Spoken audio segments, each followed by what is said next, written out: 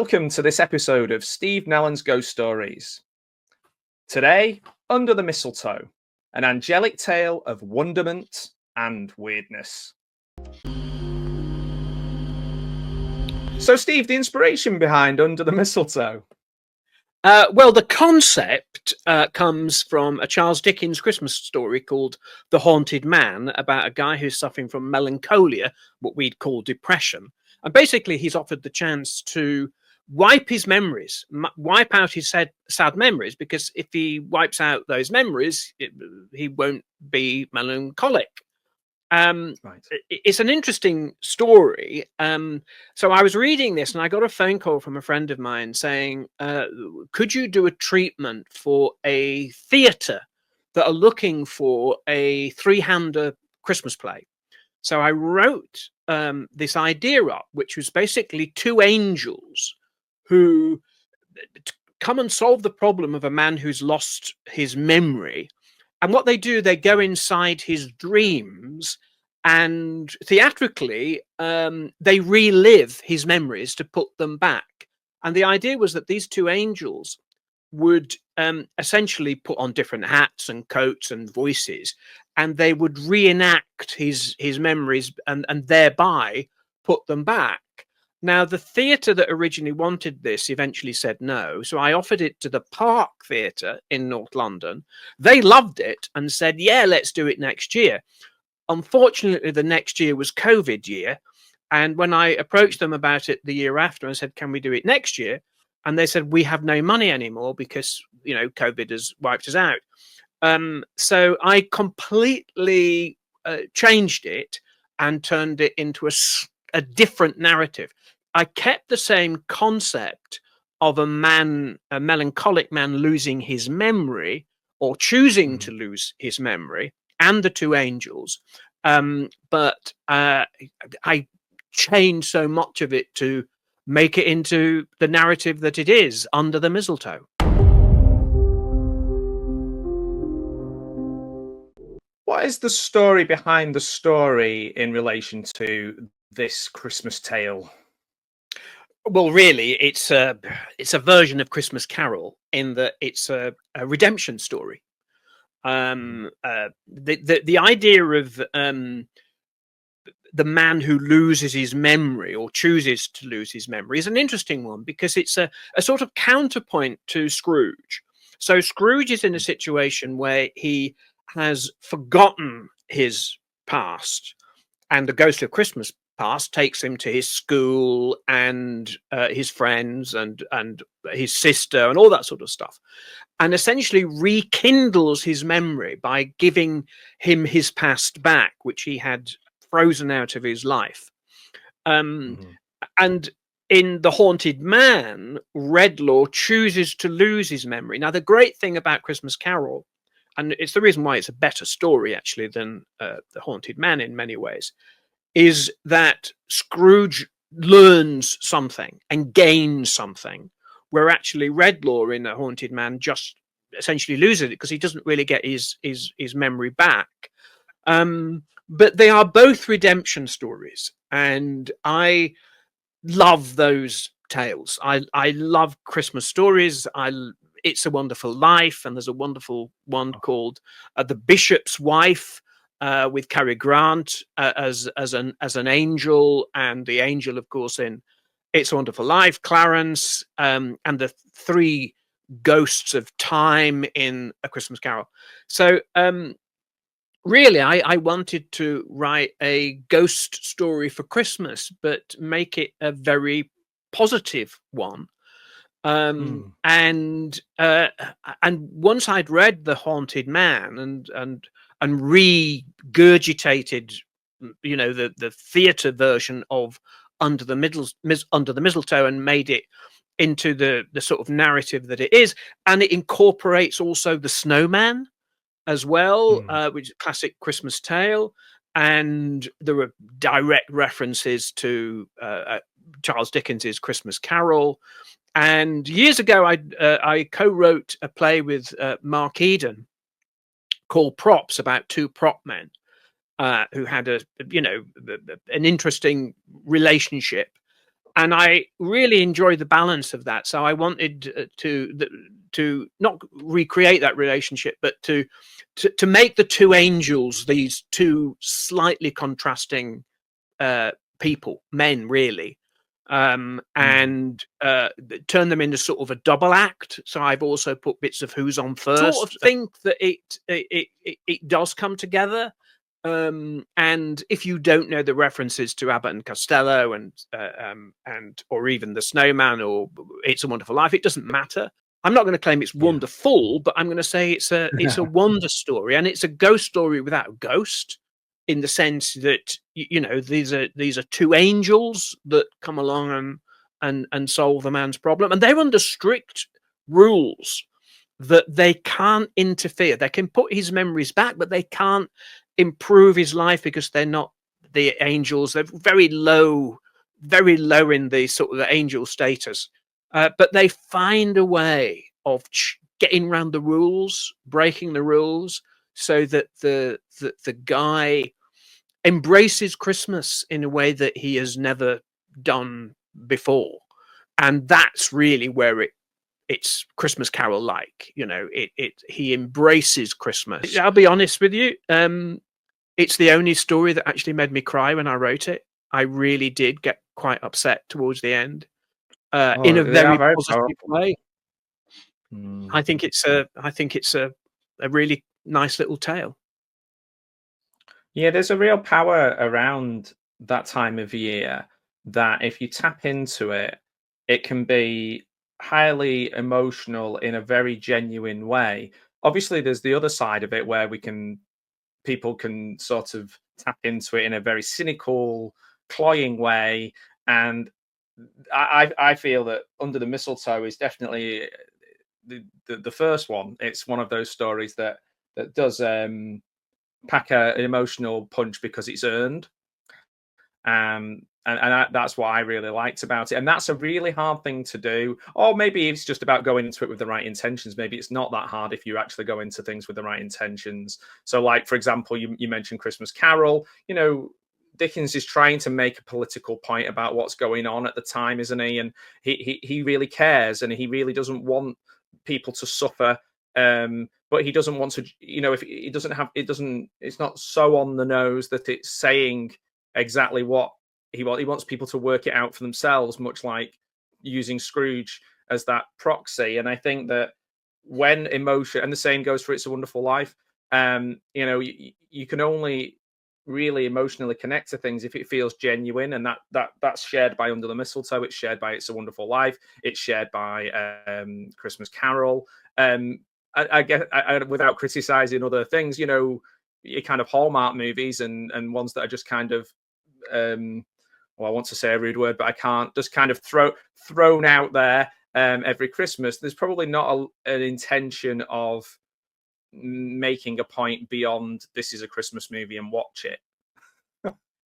Well, I think that my guy, we never get to know his name. We get to know very, very little about him, except that he is essentially drinking by himself Christmas Eve and has accepted the possibility that he could lose all his memories, and has sort of somehow gone along with that, and a little bit like Redlaw.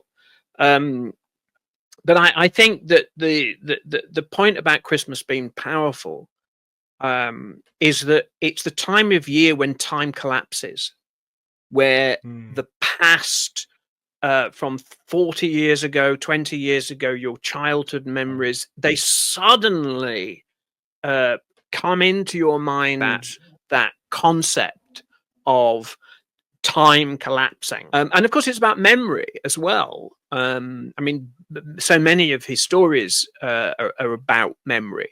And what I love about the Haunted Man is the way he takes the concept of memory in a different direction.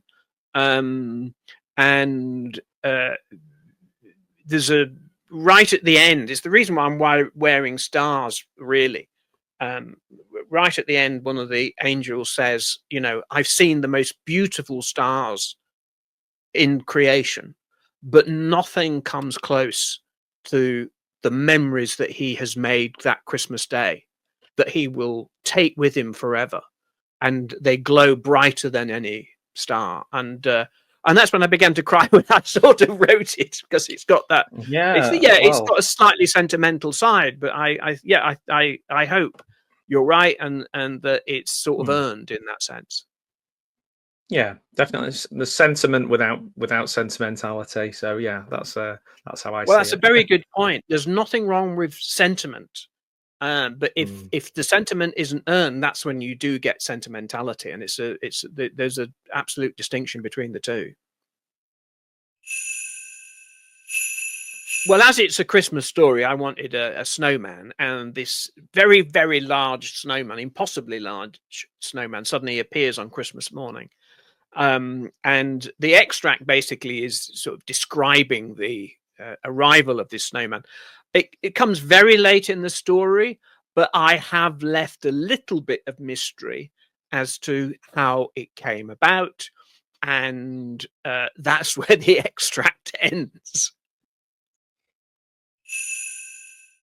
By daylight, the misty fog had cleared, but what took its place was a blast of cold air from the Arctic. The weather forecast had said there might be sleet, but as predicting anything in life is difficult, especially the future, it should come as no surprise that our row of neat and friendly homes woke up on Christmas morning to a road covered in several feet of snow. And their street had an unexpected new resident, the largest snowman anyone had ever seen. Wearing a tall hat, in truth a cracked garden terracotta plant pot, a tartan scarf, really a frayed travel rug double folded, and with eyes as black as coals, for the simple reason they were coals, this snowman stood proudly in front of the house of our man.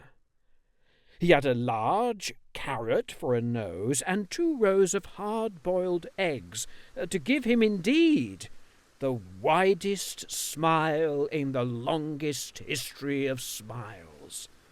But what was extraordinary, and one might even use the word magical, was that from his mouth came a large pipe that was most definitely smoking. Snowmen, we know, can smile, but puffing on a pipe was something else entirely. How was all this possible? And that was the question that drew several neighbours, some still in their Star Wars pyjamas, out onto the street. That, and the fact that the snowman was nearly 20 feet tall. A little explanation at this point in the narrative is perhaps required.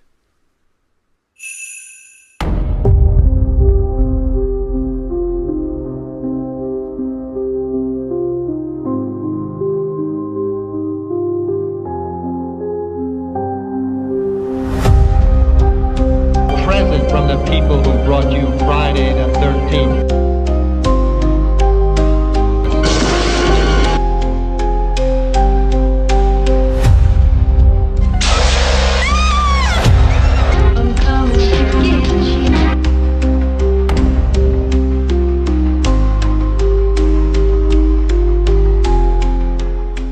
This episode's film pairing, Don't Open Till Christmas from 1984. Christmas lights, lots of dread. It is a cult film, a slasher, and it might have been, an unusual film for people to sit down and see in 1984. It's even more unusual now. Instead of Killer Santa, like there is in so many American films, the ones that I love, Killer Santa is a trope that's well used, and this one, it's a killer of Santas. So the film is pretty incoherent.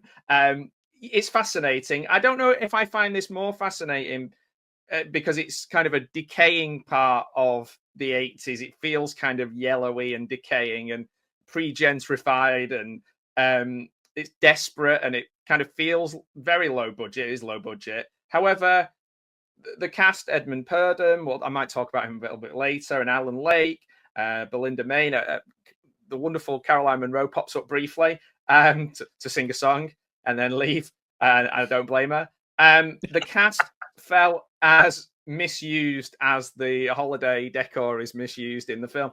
It's something I'm going to talk a little bit more about in detail with our final take and our other things. So I'm just more interested in, this is a film that was very troubled behind the scenes. And I don't want to get into that too much because that's almost more interesting than the film itself. But it's hilarious. I want to put this across. It's a great film to watch with friends and talk through and make fun of and enjoy because it's just a wild ride. What's your take on the film?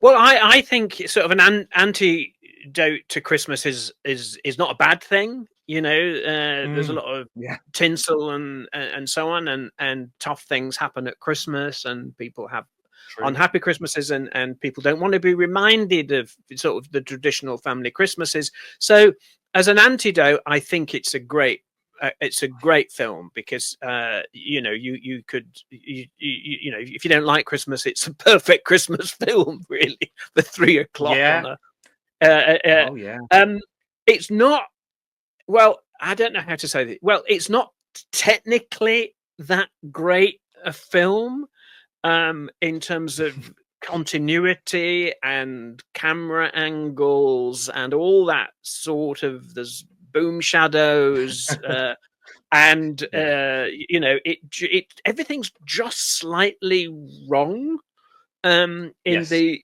editing, but that's sort of part of its charm, the fact that it's been put together. I mean, one thing that I learned on Spitting Image, because as puppeteers, and I did lots of puppeteering, we were constantly looking at a monitor. And so I learned a lot about what directors call camera grammar. And camera grammar is about eye lines, and it's about not jumping frames, so that when you use multicam, you can suddenly have an object that looks over here in one shot, and then it looks over here in another, because of the way the way the camera angles work, and so on. And you've got something called crossing the line. The most difficult, one of the two things that are very difficult to shoot, one is a round dinner table, because the line constantly changes as the people look at each other. It looks simple, but actually it's one of the most complicated things to shoot. And the other is a Grand Prix, because if you put the camera on one side of the road and then on the other side of the road, the car will go from moving in that direction to suddenly moving in that direction. It looks stupid. So I learned a lot about actually there's nothing massively wrong with the Christmas film. It's just not quite right. It is just something slightly wrong about it. But I sort of think, I've seen it a couple of times now, and I do quite like it. I didn't like it when I first watched it, but I can see the point of it, and I think it is okay. Technically, it's not a great film, and it and so on. But who cares? Who cares? Yeah. When you've got one all thing that blood coming out. Yeah, well, this is it. Yeah, and in a way, it pairs nicely with films from New York, and like maybe 80s and 70s New York, or like a Taxi Driver, or The Exterminator, and films like where it feels like the walls are sweating. That is, it's grunge. It's a grunge movie, isn't it? Really, it's a grunge movie. It's a great. It definitely, you want to have a bath after watching it. Morally and physically. Yeah, and I do feel like there's an unhappiness that is throughout the cast. Like, you can see that at a certain point they don't want to be there. They're not enjoying this, and that makes it really interesting to dive into as well. The constant changes and things behind the scenes, the people involved. There's some really dark real life characters involved. The film itself I guess there's some silly bits in there, but there's some genuine, like you say, blood and scares in there. It makes it quite unique for a British film, certainly. And maybe it's an era. Well, it's probably tail end of the era, but like I also think I'm a big fan of Pete Walker films, and um, some of those, if you watch them back, um, might not age as well in terms of content, but actually as a little picture postcard of a period of time that people don't really talk about very much, it's really fascinating to watch. And they're also just a lot of fun. Sometimes the fun is taken out of a movie by being worthy and making sure everything is absolutely crystal perfect. This is not that film. This is the film where it's like we've got that. Let's get this done and we're moving on because I can't keep doing this. Let's go. No, you're right. And actually, it had, it's got the party. It's got a slightly with the masks. Then you've got the sequence in the London dungeon, and you've got a classic sort of woman in peril and knives and all the rest of it. And you're meant to not know who the killer is, but I sort of think it's pretty obvious from early on who the killer is. But that doesn't really matter. I think it should be celebrated. No, I don't think that. But I think it should be celebrated as a. I don't think it's a sweet sheriff or Auntie Maud. It's not that sort of film. But it's a dirty, grungy film. But what's wrong with that at Christmas if you're that way inclined?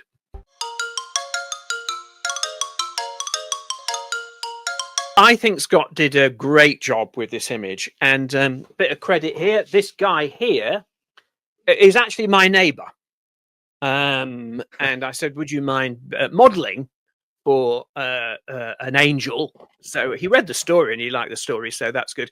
The other guy actually is a composite of all sorts of different teeth and eyes and all the rest of it. But and I had to change some of the plot actually because.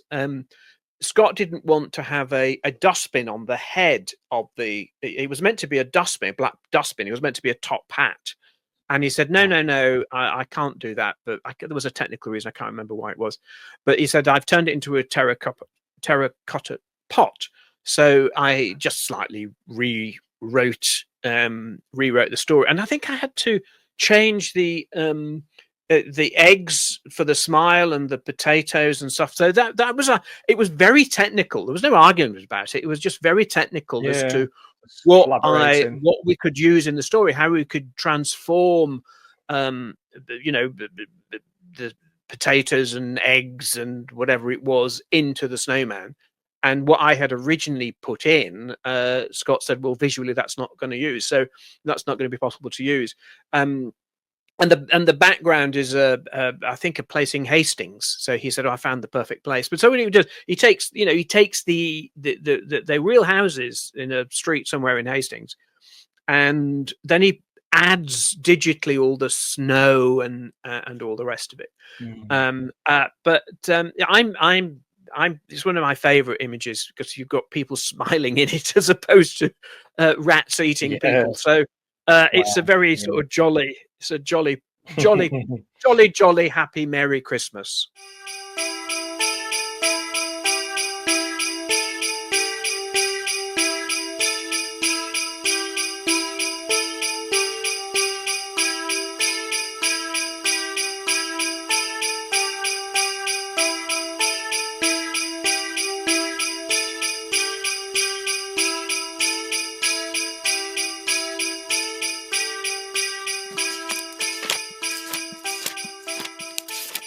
So for Under the Mistletoe, what stories have you paired with this festive tale? Well, it's a festive tale, which I've already mentioned, really, which is the Haunted Man by Charles Dickens, and it's actually set at Christmas, and quite a few of his Christmas stories, oddly enough, are not set at Christmas. And as I say, it's about a man suffering from melancholia. Interestingly, in the story, it's a doppelganger ghost or a doppelganger spectre. it's a version of himself that turns up. Now, whether it's a sort of whether it's a darker version of himself or an evil version of himself, it's never quite. But the version of himself basically said, you know, you'll be happy when you lose your memory, or the sad memories. That's what's making you melancholic. And what he learns in the story, does Redlaw, is that you need your memories.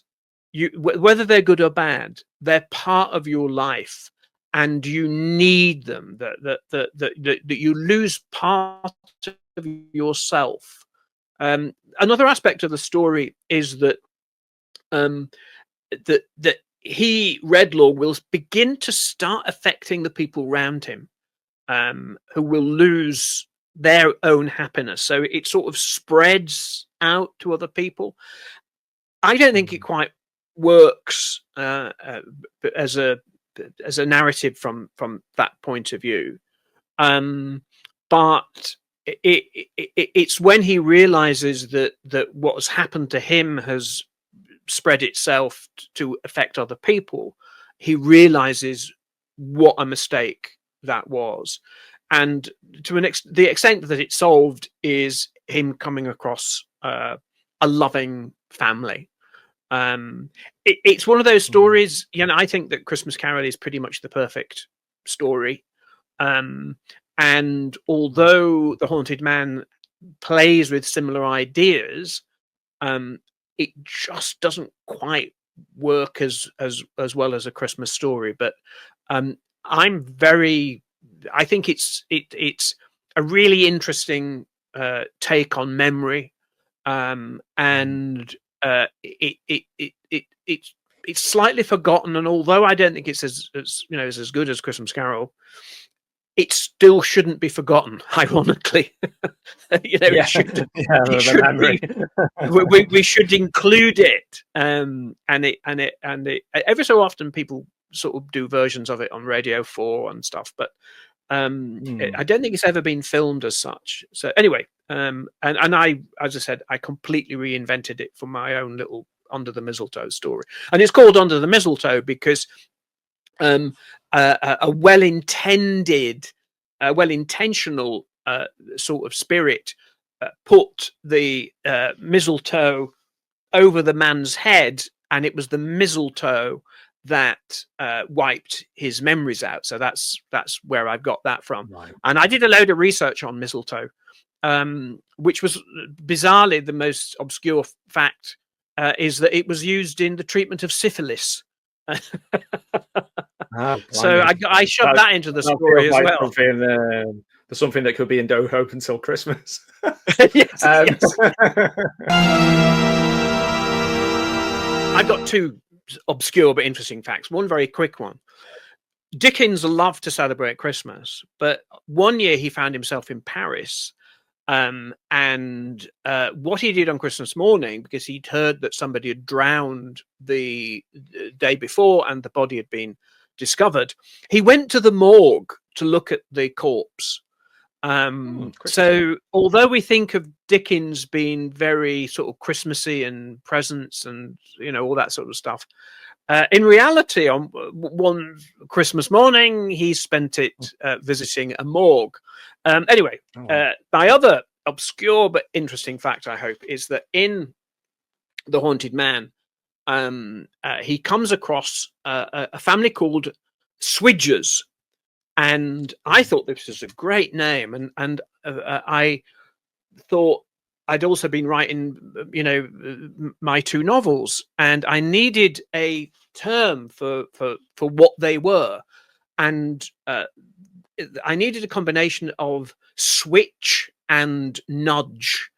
And so when I read Swidgers, which is a combination of switch and nudge, I thought that would be the perfect name for the family. So, or the perfect name for the type of beings that are in the story. So, wow, Swidgers. I stole it from Dickens, and but if you're going to steal, always steal from the best.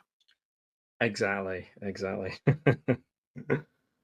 So Well, mine is. I kind of held off on mentioning this in the talk about the film pairing because Don't Open Till Christmas is possibly one of the most troubled behind the scenes films that we've discussed, possibly all the films we've discussed. Um, it went through multiple directors, and lead actor Edmund Purdom was who stepped in to complete the film mid-production. And there's a few facts. The film features more Santas being murdered than any other holiday slasher, and there is, and I want people to kind of go and research this for themselves if they like going on deep dives into behind the scenes and films. I don't want to ruin that, but I want them to do this because I just think it's so fascinating. There's a film to be made about the making of this film. One of the cast members was tragically murdered in real life after filming. The chaos is probably behind the camera is more memorable than a lot of the things that happen in front of it. It does feel like a cursed film, and I would recommend getting hold of the Vinegar Syndrome release. It might be quite expensive, like most of these boutique releases are. There's some great additional information and footage on there for people to explore. But really, my fascinating fact is just to kind of go and find out your own fascinating facts. But it's homework, really. But yes, it's just the whole backstory of the troubled making of this film, which I think does translate onto the screen as well. So yeah, that's my fact. Well, I watched the documentary about the making of it and the fascinating producer and how he got his films made and his history and so on. Yeah, a fascinating guy, and I think you'll know better than I do. But did it take a couple of years to make this film? It sort of it wasn't like it's like a composite, really. It's a composite of loads of scenes put together and rewrites and all the rest of it. But yeah, it's and it in some ways I think it probably sums up where the film industry was in that period, just not knowing where to go. We hadn't really, I think, had a lot of merchant ivory sort of films that took British film in a different direction. But yeah, you're the sort of although it's from the early 80s, it's really the tail end of the 70s. That's what it sort of feels. Well, this is it. Yeah, I agree. It's almost post Confessions and Adventures and that boom of films we made. But this is why I really admire Norman Warren and Pete Walker, who kept making horror films when people are like, oh well, Hammer's not a thing and Amicus isn't really a thing, and the sort of saucy comedies were tailing off. What do we do? They continue to make really challenging and interesting films, and I don't really know how they even managed to do it. I think, like you're saying, this was possibly one of the most challenging eras for British film. So the fact that they got this film made at all, is something to note as well. I know we're kind of lightheartedly talking about it, but it's a fun film. And we are talking about it. And we are talking about it all these years later. And hopefully somebody will go out and find it and watch it and talk about it some more. So yeah, good. Oh, totally, yeah. Good luck. You could just watch Caroline Munro's performance and pretend it's a completely different film. Well, it is a different film. It feels like it. But why not? And she great performance, and it's just it's a hodgepodge. It's a hodgepodge. It's a dog's breakfast or dog's dinner of who I don't care. As I said, I've seen it 2 or 3 times now, and you've converted me to it. Oh, good.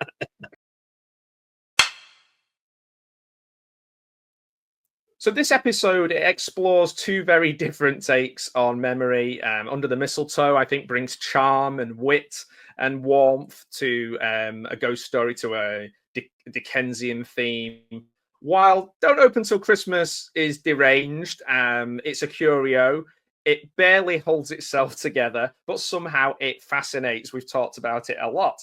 Now, for me, the heart of the pairing is memory. what we keep, what we erase, what we choose to forget, what we have to forget, and how we carry the past into the Christmas season. My personal history with It's a Wonderful Life, I watch it. If I usually watch it every Christmas Eve at the Royalty in Bowness in Windermere, which has recently been saved from closure. So I'm hoping that this year they will do it again. And I walk out of that cinema, and that's when Christmas starts for me. That connection. So yeah, I have a soft spot for tales that ask, what if things had been different? Even if that question is in completely mad ways. So yeah, that's my final take, really. Just that lovely soft spot that I have for what if things had been different. Well, you're right about the memory. I mean, it's not so much repressed in the film, but it's the fact that he is remembering a traumatic incident from his childhood that has led him to be, become a serial killer. And another Christmas film which I'm very fond of is The Bishop's Wife, with Cary Grant as an angel, and he does change things. Interestingly, he wipes the memory of the bishop and his wife. So the bishop and his wife never know that the angel had visited them, which is again playing with the idea of memory. I suppose my sort of final takeaway with it is that it's a redemption story, and again we've talked about this sort of theological side of the stuff I've done, and I think when you're brought up with redemption theology, it finds its way into the stories, and I think it's a simple but sweet little tale. The other thing I would say about it is that it's also about community. It's about the community coming together at Christmas, and the way in which people who don't know each other in the street, because of the snowman, they come out and they greet each other. And there's little hints here and there that of previous characters in previous stories that are sort of living in the same street. I never go into too many details, but there's a few references to some of the previous characters. But fundamentally, it's a redemption story. So thank you, Charles Dickens.